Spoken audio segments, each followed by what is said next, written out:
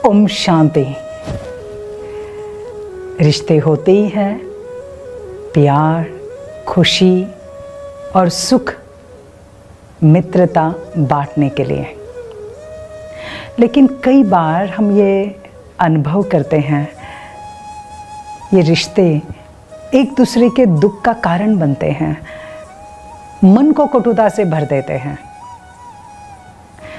आपने कभी ये महसूस किया है, कभी अनुभव किया है, कभी एक टाइप के लोग, माना सेम भाषा, सेम रीजन के लोग एक कंपनी में काम कर रहे हैं और वो एक साइड में हो जाते हैं और दूसरे साइड में दूसरी भाषा के।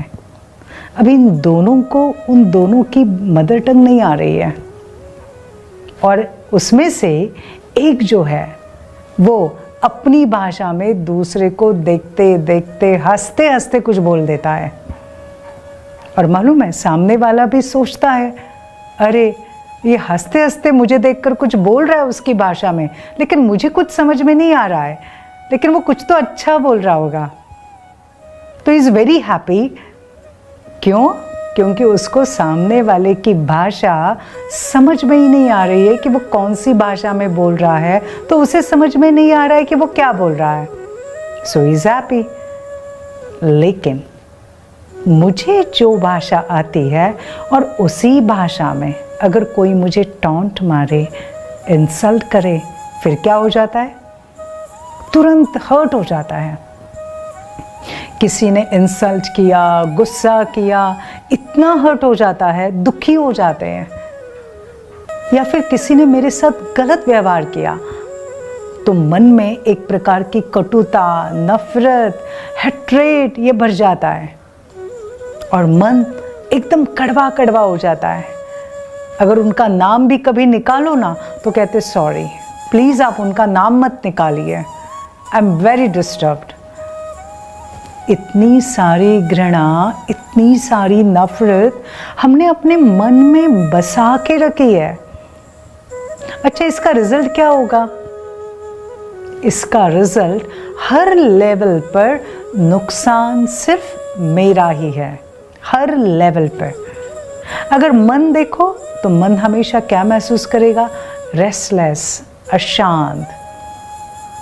तन, जितना समय तक मन में ये कड़वाहट रहती है तो उसका तो असर शरीर पर तो होना ही है, और शरीर के ऊपर होते होते अनेक बीमारियों को निमंत्रण मिलना ही है।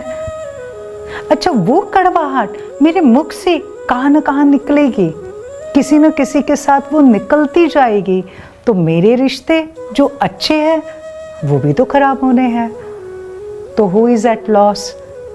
और प्लस मैं खुद एक नेगेटिव एनर्जी से भरी हुई हूँ, कड़वी एनर्जी, मैं उससे भरी हुई हूँ। तो what I am going to vibrate, what I am going to radiate, मैं अपनी प्रोग्रेस, अपनी सक्सेस, अपनी डेवलपमेंट सबको मैंने ब्लॉक कर दिया। तो क्या करना चाहिए?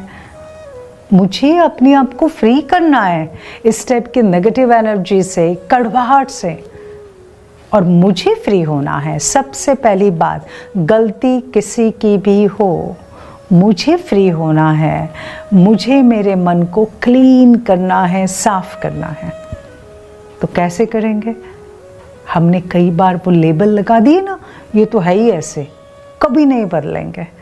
Now you stop all this, और सिर्फ कुछ बातें आज हम ध्यान में रखते हैं। सबसे पहले एक बात, कोई भी गलती करता है तब वो कमज़ोर होता है, चाहे वो कितना भी बड़ा हो, समझदार हो, इंटेलेक्चुअल हो, बड़ी पोस्ट वाला हो, ज्ञानी हो। पहले इस बात को समझ लें, जो गलती करता है वो उस समय कमज़ोर होता है।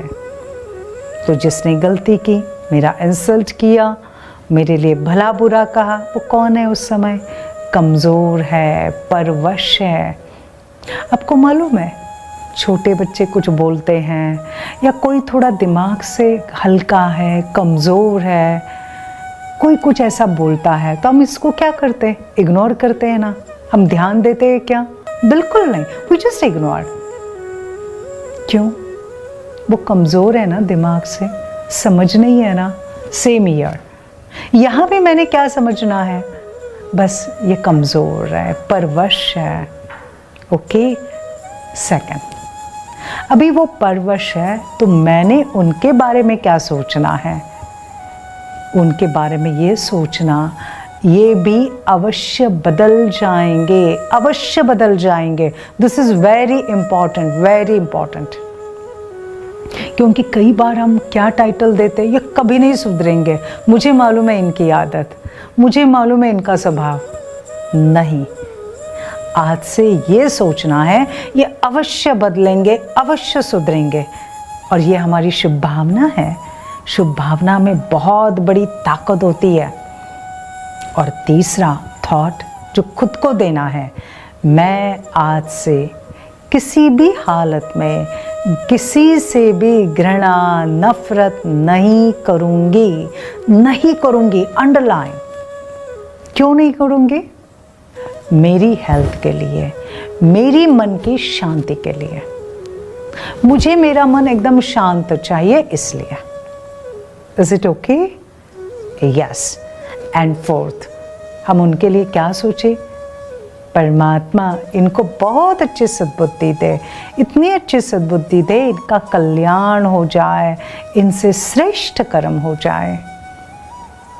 एंड फिफ्थ, मैं आत्मा मास्टर शांति का सागर इनको शांति की किरणें भेज रहा हूँ, शांति के वाइब्स भेज रहा हूँ, जिससे इनका मन एकदम शांत हो रहा है, शांत हो रहा है, और हमारा और उनका रिश्ता बहुत अच्छा हो रहा है, बहुत अच्छा हो गया है।